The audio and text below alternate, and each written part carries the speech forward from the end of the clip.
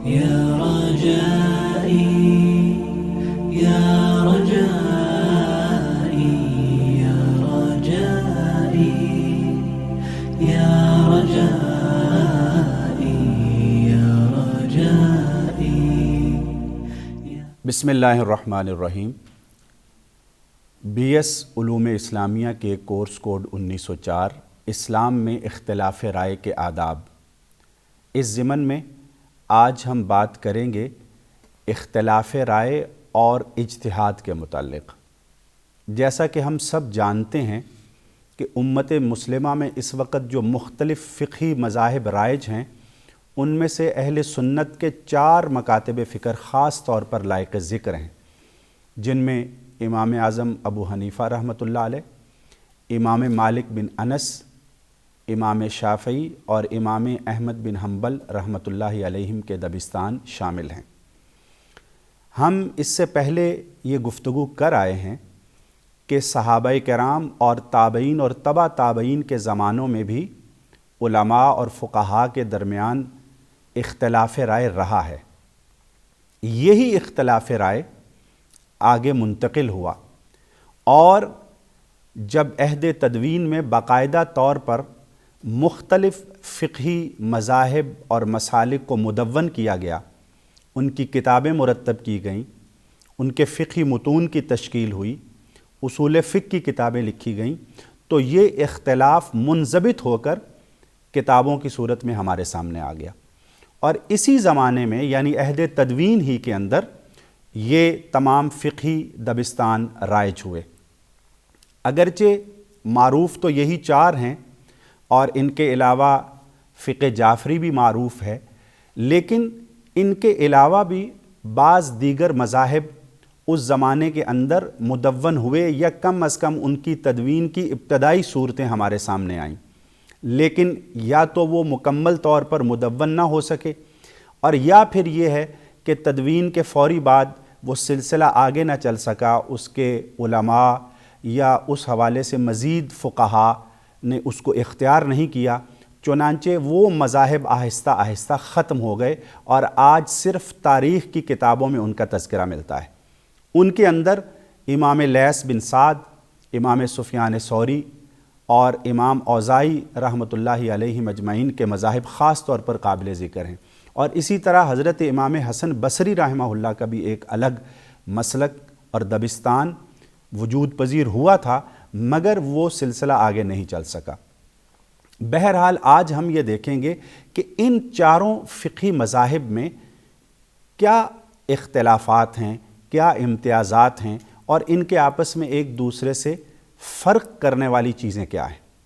सबसे पहले इमाम आज़म अबू हनीफ़ा रहमहुल्लाह की फ़िक़्ह को अगर हम देखें और उनके उसूल इज्तिहाद का जायज़ा लें, तो हमारे सामने ये बात आती है कि वो सबसे पहली हैसियत तो किताबुल्लाह को देते हैं, दूसरे नंबर पर सुन्नत रसूल सल्लल्लाहु अलैहि वसल्लम, और ख़ुद उन्होंने ये फ़रमाया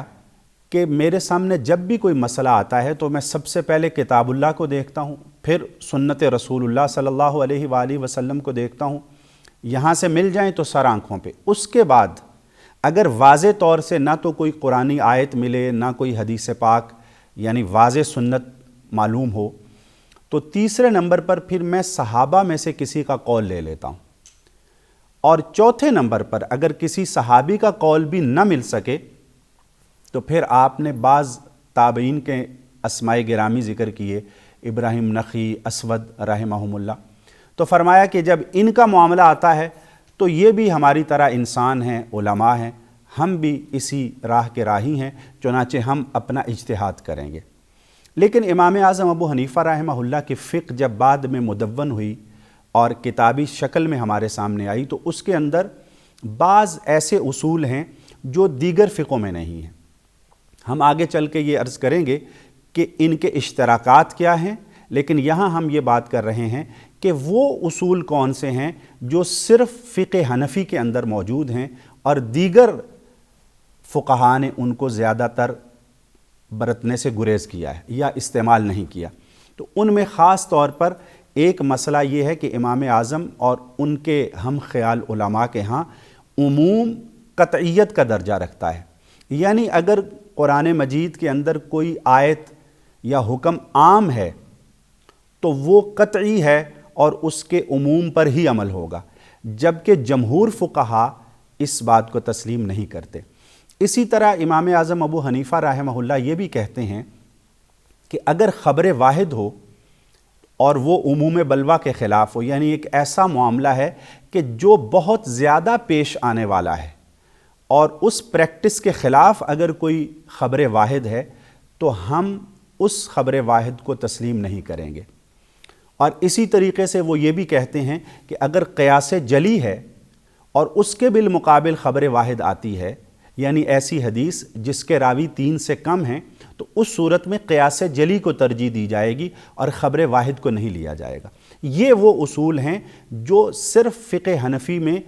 پائے جاتے ہیں، یا زیادہ تر ان کو فقہ حنفی میں برتا گیا ہے اور دیگر فقہا نے ان کو اتنا زیادہ استعمال نہیں کیا۔ اس کے بعد اجماع امت ہے،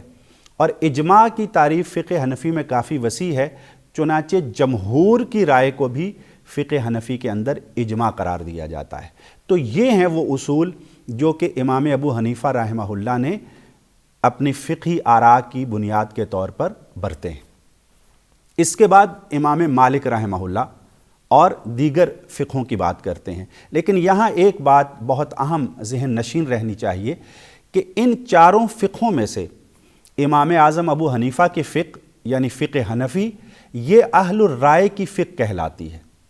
اور آپ کا دبستان اہل الرائے کا دبستان کہلاتا ہے۔ اس سے مراد یہ ہے کہ ان لوگوں نے یعنی امام اعظم اور ان کے ہم خیال علماء نے اور فقہا نے قیاس اور رائے کا استعمال دیگر فقہا کی نسبت زیادہ کیا ہے۔ یعنی ایسا نہیں ہے کہ دیگر فقہا رائے کا استعمال نہیں کرتے، وہ بھی کرتے ہیں، لیکن اس فقہ میں زیادہ استعمال ہوا ہے، اور اس کا سلسلہ جو ہے وہ امام ابراہیم نخعی رحمۃ اللہ علیہ تک جاتا ہے، جبکہ جو دوسرا دبستان ہے جس میں امام مالک، امام شافعی اور امام احمد بن حنبل آتے ہیں، وہ اہل الحدیث کا مکتب فکر کہلاتا ہے، اور اس کی جو سند یا سلسلہ ہے وہ امام سعید بن مسیب رحمۃ اللہ علیہ جو کہ مدینہ کے معروف تابعی تھے بلکہ سید التابعین کہلاتے ہیں، ان تک جاتا ہے۔ تو بہرحال امام مالک کی فقہ کے اصولوں میں سے کتاب اللہ، سنت رسول اللہ، اور اس کے بعد جو امتیازی اصول ہے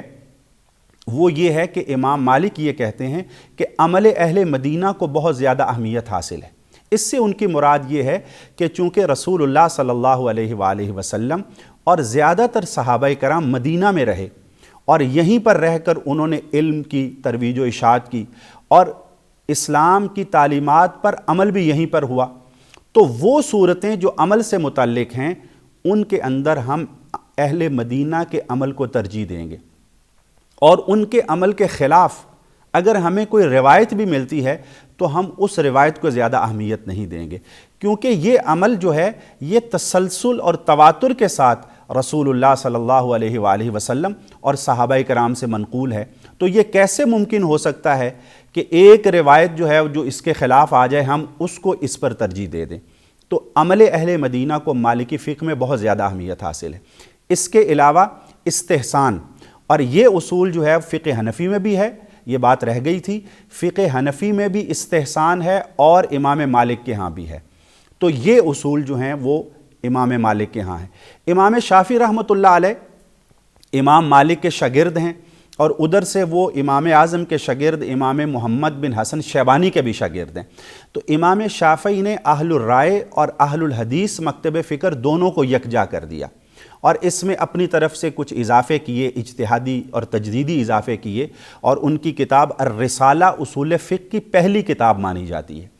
امام شافعی نے یہ نقطہ نظر پیش کیا کہ ہم ہر صورت میں روایت کو ترجیح دیں گے، اور روایت کے اندر اگر اس کی سند متصل ہے، یعنی اس میں کوئی انقطاع نہیں ہے، خلا نہیں ہے، اور وہ اتصال کے ساتھ نبی کریم صلی اللہ علیہ وآلہ وسلم تک پہنچتی ہے، تو ہم اس روایت پر عمل کریں گے، اور اس کے لیے ہمیں کسی اور چیز کو دیکھنے کی ضرورت نہیں ہے۔ چنانچہ اگر عموم بلوہ کے خلاف ہے تو بھی روایت قبول ہے، اگر یہ قیاس جلی سے ٹکراتی ہے تو بھی قبول ہے، اگر عمل اہل مدینہ کے مخالف ہے تو بھی اس کو لیا جائے گا۔ تو اس بات پر امام شافعی نے بہت زور دیا۔ دوسری بات جو امام شافعی کے اصولوں میں واضح نظر آتی ہے وہ یہ ہے کہ آپ نے مرسل روایت کے اندر اس کی کلاسیفیکیشن کی، اس کے اندر تقسیم کی۔ ان سے پہلے زیادہ تر مرسل روایت کو لیا جاتا تھا، یعنی مرسل وہ روایت ہے جس میں ایک تابعی براہ راست اللہ کے رسول صلی اللہ علیہ وآلہ وسلم سے نقل کرتا ہے، درمیان میں صحابی کا واسطہ نہیں ہے۔ تو امام شافعی نے کہا کہ یہ روایت قابل قبول نہیں ہے، صرف ان تابعین کی روایت قابل قبول ہوگی جو کبار تابعین ہیں۔ اور ان اصولوں کی بنیاد پر امام شافعی کو ناصر السنہ یعنی سنت کے مددگار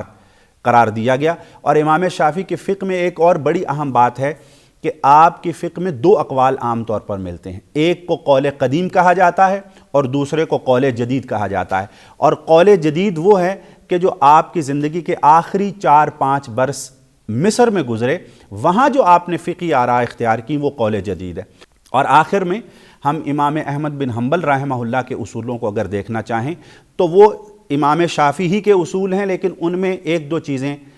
خاص طور پر قابل ذکر ہیں۔ ان میں سے ایک یہ کہ وہ قیاس کا استعمال کم سے کم کرتے ہیں۔ وہ یہ کہتے ہیں کہ اگر ضعیف حدیث موجود ہو تو قیاس پر اس ضعیف حدیث کو ترجیح دی جائے گی۔ قیاس محض اس صورت میں کیا جائے گا جب ہمیں کسی بھی طرح کی کوئی روایت بھی نہ ملے۔ اور آخر میں ایک نقطہ بڑا اہم ہے جو کہ امام شافعی کے ہاں بھی ہے اور